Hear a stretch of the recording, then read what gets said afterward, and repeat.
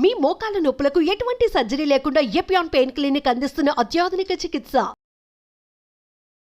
Non vegetarian diet, vegetarian diet, fatty liver కి సంబంధించి మీరు ఎలా కంపేర్ చేస్తారండి? ఫ్యాటీ లివర్ డెఫినెట్ గా vegetarian diet is superior fatty liver కి.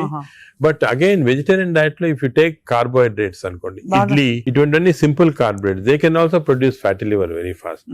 అదే విధంగా ఇప్పుడు మనము రిచ్ కార్బోహైడ్రేట్స్ రైస్ అనుకోండి, plain white polished rice, that also high carbohydrate which is high glycemic index అంటాం, that also causes fatty liver.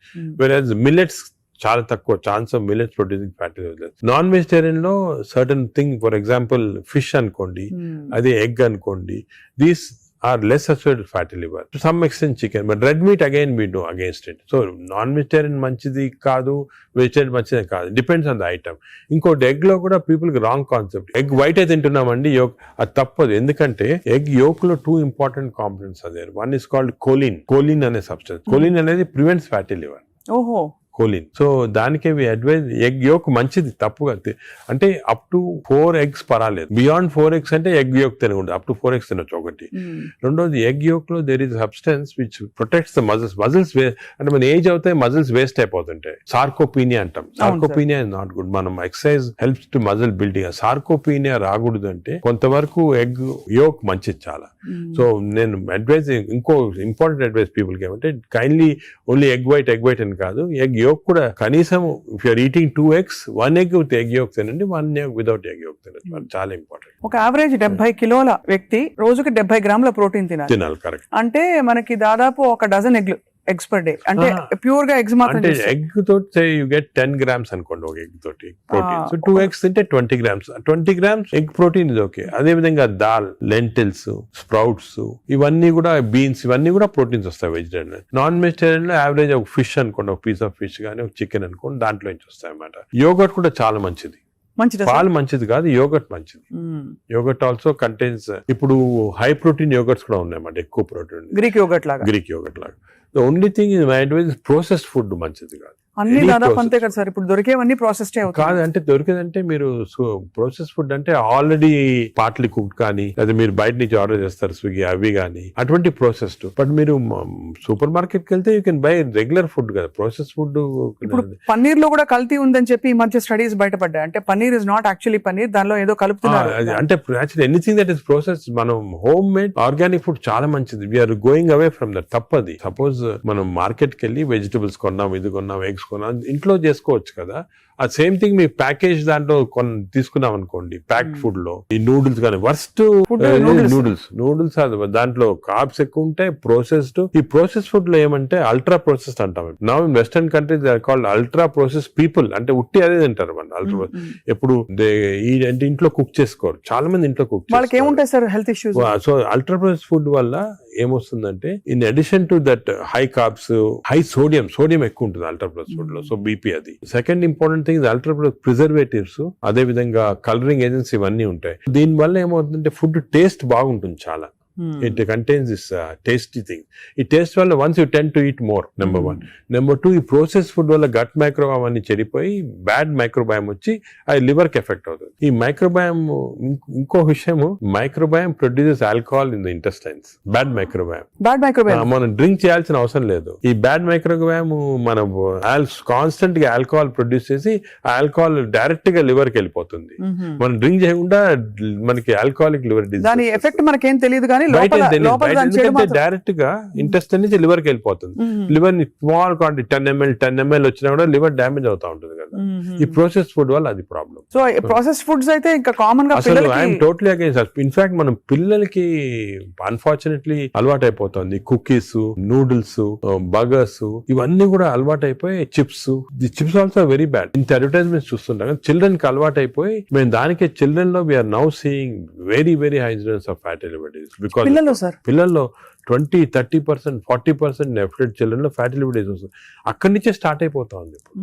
It is going to become more and more danger. సొసైటీకి schools లో కూడా awareness programs పెట్టాలి. Schools exactly మీరు చెప్పినట్టు నేను I'm making a plea, government కానీ schools లో అవేర్నెస్ ప్రోగ్రామ్.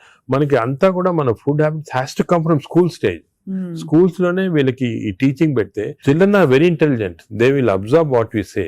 వాళ్ళకి చెప్పండి ఇది మంచిది కాదు. బట్ స్కూల్ క్యాంటీనే, స్కూల్ పక్కన ఉన్నదే ఫాస్ట్ ఫుడ్స్ అమ్ముతా ఉంటే ఇంకా అదేం చేస్తాం వాళ్ళు natural. So that is wrong. We should ban fast foods in schools and school surroundings compulsory. This is the most dangerous thing. మనకి ఎపిడమిక్ అయిపోతుంది. We're not realizing it's going to become very dangerous. చిన్నప్పటి నుంచే మనం healthy eating habits inculcate చేయాలి. చాలా important. Sir ఒకసారి gut health బాగా దెబ్బతినేసింది ఫర్ వేరియస్ రీజన్స్, బయట తిని లేకపోతే స్ట్రెస్ఫుల్ హ్యాబిట్స్ వల్ల, దాన్ని కరెక్ట్ చేయాలంటే ఎక్కడి నుంచి స్టార్ట్ చేయాలి? మనం ఇప్పుడు suppose somebody even 60 years 70 years లో కూడా మనం గట్ హెల్త్ రిస్టోర్ చేసుకోవచ్చు. ఎలా రిస్టోర్ చేయాలి సార్? ఏం చేయాలి? అదే ఫస్ట్ ఏమో food, it has to be organic food correct గా. అంటే అనేది ఏమంటే ఈ ఫాస్ట్ ఫుడ్స్, ప్రాసెస్ ఫుడ్స్ అన్ని ఆపే సింపుల్ ఫుడ్ మన ఇంట్లో, for example millets, fresh vegetables, దాని తర్వాత సర్టన్ టైప్స్ ఆఫ్ ఫ్రూట్స్ లో కూడా బెర్రీస్ అనుకోండి, 3 B's అని ఉన్నాయమ్మా. బెర్రీస్ ఒకటి, వెజిటేరియన్ లో బ్రోకలీ ఒకటి, బీట్రూట్ ఒకటి. 3 B's are very important. Berries daily ఒక కప్ ఆఫ్ బెర్రీస్ తింటే that it self will restore health. Great sir. Blueberry, berries, broccoli, beetroot, 3 B's అంటాం. ఆ 3 B's are very good food habits లో. Yogurt, మంచి yogurt తింటాం, healthy yogurt తింటాం. దాని తర్వాత నట్స్ లో కూడా అన్ని నట్స్ మంచిది కాదు. అది నట్స్ లో బెస్ట్ ఈజ్ వాల్నట్స్. అదే విధంగా సెకండ్ ఇస్ ఆల్మండ్స్. ఇవి 2 ఆర్ గుడ్. పిస్తా అంత మంచిది కాదు, హై ఫ్యాట్ కదా సార్. హై ఫ్యాట్ పిస్తా. సేమ్ థింగ్ క్యాష్యూస్ కూడా సేమ్. అందులో నేతిలో వేయించి ప్రోటీన్ తిన్నాం అనుకోండి, అది again you are taking back. So అవి ఫ్రైడ్ క్యాష్యూస్ అవన్నీ కూడా అవాయిడ్ చేయాల్సింది. ఇలాగా హెల్తీ ఫుడ్ తోటి we can make lot of difference. Plus non vegetarian fish is very good. Fish తినే వాళ్ళకి ఫిష్ మంచిది. ఫిష్ కూడా అన్ఫార్చునేట్లీ ఈ మధ్యన కొంచెం ప్లాస్టిక్స్ వచ్చేస్తున్నాయి ఫిష్ లో. ఈ సీలో ప్లాస్టిక్స్ వేసి రివర్స్ లో వాళ్ళకి మైక్రో ప్లాస్టిక్స్. ఈ micro plastics and other future thing we have to concentrate as society. Pollution, processed food, micro plastics, these are called the 3 evils. ఈ 3 evils వల్ల మనం అన్ఫార్చునేట్లీ ఎంత హెల్త్ మెయింటైన్ చేయాలంటే కూడా మన society is not giving us the opportunity. అంటే బయటకు వెళ్తే సరే, వాళ్ళు హైదరాబాద్ లో ఎన్ని రెస్టారెంట్స్ ఉన్నాయి సార్, ఇంకా అపిటైట్ ఉంది.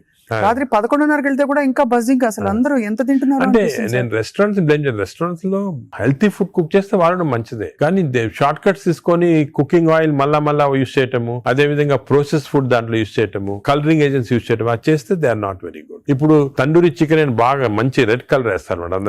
That is not again good. It's bad for health. అంటే red colouring agents, preservating agents are not good. ఇదొక aspect. Second aspect gut health again not realised is physical activity. చాలా important. మీరు అనొచ్చు physical activity gut కి సంబంధం ఉంది. The gut is constantly reacting, liver is constantly reacting to physical activity. మనకి daily standard 150 hours per week, 150 hours per week physical activity liver కి మంచిది. It has shown repeated గా 150 hours per week చేస్తే liver fat slow కరిగిపోతుంది. 150 hours 150 hours a week అంటే 7 days లో 150 hours అంటే రోజుకు సుమారు 20 minutes పర్ డే. ఓకే, 150 అంటే 1.5 hours per 1.5 hours, 30 minutes per day for 5 days. Okay, 30 into 5 150 minutes అయితే 150 minutes పర్ వీక్ సరిపోతుంది. అండ్ డైలీ చేయకపోవచ్చు, కొంతమంది వీక్ లో 2 సార్లు 3 సార్లు అలా చేయగలుగుతారు.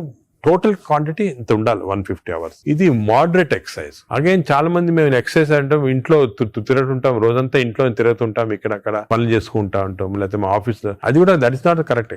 ఎక్సర్సైజ్ అంటే మనం కరెక్ట్ గా ½ an hour you have to do moderate exercise. Moderate అంటే ఏమి? వాకింగ్ కానీ రన్నింగ్, ఏదన్నా మోడరేట్ అంటే మనం ఎక్సర్సైజ్ చేసినప్పుడు మాట్లాడుతుంటే మాట్లాడగలుగుతాం కానీ వీ కెనాట్ సింగ్. అవును, పాట పాడలేము, మాట్లాడగలుగుతాం. That is moderate exercise. అంటే we can carry on a conversation with somebody. ఆయాసపడుతూ కొంచెం క్యారీ చేయొచ్చు. మనం బాగా విగ్రెస్ అయితే మాట్లాడలేము, that is vigorous exercise. But మన if you're able to sing in doing exercise, that means it's not moderate. So మనం ఈజీగా టెస్ట్ చేసుకోవచ్చు. ఒకరొకరిలో వేరేగా ఉంటుంది. జనరల్ గా heart rate we say get to 50 to 70% అంటాం. అంటే 150 హార్ట్ బీట్ లాగా తెచ్చుకోవాలి. ఎందుకంటే మోడరేట్ ఎక్సర్సైజ్ చేసినప్పుడు మన హార్ట్ ఇంక్రీజ్ అయ్యే రేటు, సర్క్యులేషన్ ఇంక్రీజ్ అవుతుంది, లివర్ లో ఉన్న టాక్సిన్స్ అన్ని బయటకు వస్తాయి, బ్రెయిన్ సర్క్యులేషన్ ఇంప్రూవ్ అవుతుంది, హార్ట్ లో collateral. That's why we are emphasizing on this moderate exercise. ఏదో క్యాజువల్ గా పొద్దున ఒక 5 మంది ఫ్రెండ్స్ ఒక గంట సేపు నడిచామని ఒక 2 kilometers నడిస్తే దట్స్ నాట్ మోడరేట్ ఎక్సర్సైజ్. అది రెగ్యులర్ గా కన్సిస్టెంట్ గా చేయాలి. బాడీ కన్సిస్టెంట్ గా moderate exercise. Clear definition moderate అనేది. Moderate exercise 150 hours a week చేస్తే డెఫినెట్ గా we prolong life by 5-6 years. In fact every 5 minutes of exercise కి you prolonging life by 7 minutes. 5 minutes చేస్తే 7 minutes prolong చేస్తాం life. Sir, ఈ context లో మీరు ఇంతమంది స్టార్స్ ని ట్రీట్ చేశారు. AIG లో చాలా మంది top most stars of the country ఇక్కడికి వచ్చారంటే మీ దగ్గరికి వస్తారు. దీనికోసం కూడా వచ్చిన వాళ్ళు ఉన్నారు. వాళ్ళలో మీరు నోటీస్ చేసిన హెల్దీ హ్యాబిట్స్ ఏంటి సార్? అంటే అమితాబ్ ఇప్పుడు- బచ్చన్ గారు చాలా మంది వచ్చారు కదా సార్. చాలా నేను నోటీస్ చేసానంటే ఒకటి ఓల్డ్ స్టార్స్, కొత్త స్టార్స్, వాళ్ళని కూడా ఓల్డ్ స్టార్స్ కూడా చాలా మందిని ఐ టు ట్రీట్ అండ్ ఇప్పుడు కూడా కొంతమంది వస్తుంటారు. Old stars, new stars difference ఏమంటే ఈ కొత్త generation they are very health conscious.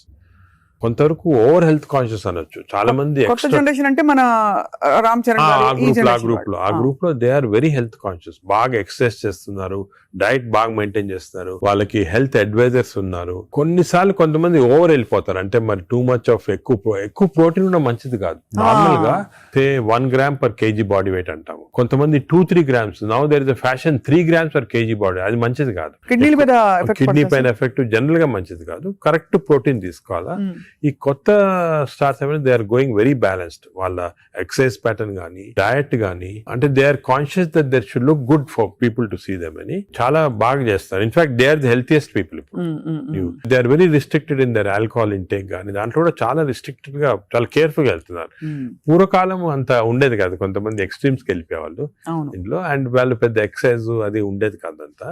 But ఇప్పుడైతే డెఫినెట్ చేంజ్ ఉంది. The present generation of stars are very health conscious. They are maintaining, almost అందరూ అదే అనుకోవచ్చు, దే ఆర్ మెయింటైనింగ్. అది లేకపోతే they won't stay long in the industry. Sir external supplements, vitamin supplements అన్ని అవి observe అవుతాయా? External supplement లో చాలా కాంట్రవర్సీస్ ఉన్నాయి. కొన్ని మంచి సప్లిమెంట్స్, కొన్ని కాంట్రవర్షియల్ సప్లిమెంట్స్, కానీ హార్మ్ఫుల్ సప్లిమెంట్స్ అనేది తీసుకోకూడదు. చాలా వరకు ఈ supplements, for example B complex అనుకోండి, vitamin D to some extent people తీసుకున్నారు, దానివల్ల హార్మ్ లేదు కానీ కొంతవరకు బెనిఫిట్ ఉండొచ్చు. ఫర్ ఎగ్జాంపుల్ ఇయర్లీ మీరు 3 times a year ఒక 2 months వైటమిన్ డి తీసుకున్నారనుకోండి, సండే అలాగా, దట్ ఇస్ ఓకే. ఎందుకంటే మన అందరిలో వైటమిన్ డిఫిషియన్సీ ఉంటుంది. అదే B12 ఫోలిక్ యాసిడ్, ఈ రెండు కూడా డిఫిషియన్సీ, ఎస్పెషల్లీ వెజిటేరియన్ లో B12 ఫోలిక్ యాసిడ్ రెండు డిఫిషియన్సీ ఉంటుంది. అది తీసుకున్న హార్మ్ ఏం లేదు. ఒకవేళ అది ఎక్సెస్ అయినా కూడా యూరిన్ లో పాస్ అయిపోతుంది. కొన్ని లిటిల్ కాంట్రవర్షియల్ అంటే NADH అని ఉంటుంది అన్నమాట. అది చాలా మంది తీసుకుంటున్నారు ఈ మధ్యన. ఏంటి సార్ అది? NADH అని టాబ్లెట్, మజిల్ కి మంచిది, మైటోకాండ్రియాకి మంచిదని. అది రిసర్చ్ లో కాంట్రవర్షియస్ ఉన్నాయి. కొంతమంది ఏమో మంచిది మజిల్ బిల్డ్ చేయడానికి, కొన్ని ఏమో మంచిది కాదంటారు. అటువంటి we don't recommend definitely. But some things like curcumin అనుకోండి, అంటే మనం ఫుడ్ లోనే వచ్చేస్తుంది కర్క్యూమిన్, అది మంచిది తీసుకోవటము. వైటమిన్ K అని ఉంది ఒకటి, వైటమిన్ K, అది వైటమిన్ K2 కొత్తగా వచ్చింది, అది కూడా కొంచెం కాంట్రవర్షియల్. అలాగా చాలా సప్లిమెంట్స్ వస్తున్నాయి. నేను అనుకునేది natural food, correct amount of protein, that is very important. తీసుకుంటే సప్లిమెంట్స్ పెద్ద అవసరం. అంటే మనకి సోర్సెస్ సార్, ఇప్పుడు ఒక చిన్న ప్రాబ్లం, సొసైటీకి ఉండే ప్రాబ్లం, వెజిటేబుల్స్ పెస్టిసైడ్స్ వేసేస్తారని, ఎక్కడ పండిస్తున్నారు, పటాన్ చెరువు దగ్గర అని నీళ్లు వచ్చేస్తాయి, మురుగు నీళ్లు దానిలో పండిస్తున్నారంటారు. పాల పదార్థాలు, ఆవులకి యాంటీబయాటిక్స్ ఇంజెక్షన్స్ ఇచ్చేస్తున్నారు, అది మనకు వచ్చేస్తున్నాయి అంటాం. కోళ్లు, ఎగ్స్ కూడా సేమ్ థింగ్, న్యాచురల్గా కేజ్ ఫ్రీ, అదే ఫ్రీ బర్డ్స్ అని, అదొక ప్రాబ్లమ్. ఇంకా పోతే ఇంకా మిగతావన్నీ మనకు తెలిసినవే. ఫ్రూట్స్ సేమ్ థింగ్, కార్బైడ్ పెట్టి పండిస్తున్నారు. సో మనిషి వెతుక్కుంటున్నాడు సార్ ఏం తినాలి, ఎలా తింటే బెస్ట్, నేను ఇంకా కొంచెం ఆరోగ్యంగా ఎక్కువ కాలం బతకచ్చు. అంటే మీరు చెప్పింది చాలా కరెక్ట్. ఇది ఒక పెద్ద టాపిక్, సెపరేట్ టాపిక్, రోజు మనం డిస్కస్ చేస్తాం అంతా. సార్ హౌ టు, మనకి సొసైటీలో అన్ఫార్చునేట్లీ ఇప్పుడు ఎస్పెషల్లీ సిటీస్ లో, ఊర్లలో అంత ఎక్కువ లేదు, సిటీస్ లో ఎక్కువ ప్రాబ్లం ఏమంటే ఈ contamination of food of various types, eggs నిచ్చి, మిల్క్ నిచ్చి, వెజిటబుల్స్ నిచ్చి, అన్ని దాంట్లో ఇట్స్ కమింగ్. సో ఎలాగ ఐడెంటిఫై చేసి how to go to organic. ఇప్పుడు ఆర్గానిక్ అనేది అందరికి అడ్వైస్ చేసాం, చాలా కష్టం, కాస్ట్ ఫ్యాక్టర్ ఒకటి, and agriculture can't sustain by just organic without this thing. అదే విధంగా మిల్క్ అనుకోండి, మిల్క్ లో మన ఫీడ్స్ లో మనకి మిల్క్ కి ఫీడ్స్ ఇస్తారు కదా, అవును, ఆవులకు ఫీడ్స్ వచ్చిన దాంట్లో ఆఫ్లోటాక్సిన్ అనే టాక్సిన్ కూడా వస్తా ఉంది. ఆ టాక్సిన్ వల్ల కొన్ని డ్యామేజ్ వస్తాయి. ఎగ్స్ కూడా కేజ్డ్ బర్డ్స్ కానీ ఇది, సో ఇవన్నీ కూడా మనకి డెఫినెట్లీ దెర్ ఈస్ కన్సర్న్. కొంతవరకు those who can afford it, organic food కానీ, ఇంట్లో గార్డెన్ చేసుకోవడం, గార్డెన్ ఫుడ్ తీసుకోవటం కానీ, అలాగే విధంగా పౌల్ట్రీ కూడా అలా చేయటం కానీ. ఫిష్ లో కూడా there is a ways of seeing that you don't get in to. ఈ ఫిష్ లో చెప్పేది micro plastics the problem. Fish అంటే of course oils to some extent మనం వీ కెన్ టేక్ పాలిఅన్సాచురేటెడ్ తీసుకోవచ్చు. అదే విధంగా యోగర్ట్ కూడా కేర్ తీసుకొని చేయొచ్చు. సో ఇది డెఫినెట్ గా ప్రాబ్లం. మిడిల్ క్లాస్ పర్సన్ కి ఇప్పుడు హై క్లాస్ ఫుడ్ దొరకాలంటే నాట్ ఈజీ, చాలా కష్టము. మనం as a society we should start thinking how to do it, how as we can అని నేను దీని గురించి చాలా ఆలోచిస్తుంటాను. ఒకసారి మనం డిస్కషన్ కూడా పెట్టుకుంటాను. తప్పకుండా sir, that will be wonderful sir.